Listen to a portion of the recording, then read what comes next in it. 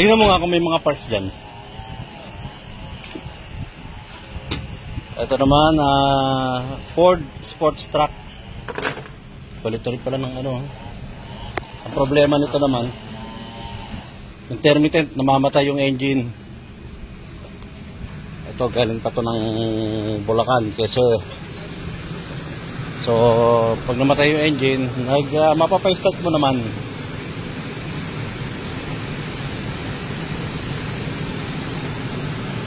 Ayan, troubleshooting mo natin. Ito, may mga gumalaw na kasi nito.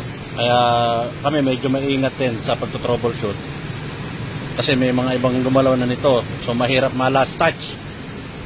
Yan yung mahirap sa isang mekaniko. Kapag hindi na nakuha ng ibang mekaniko yung sira dahil siyempre sinukuha na.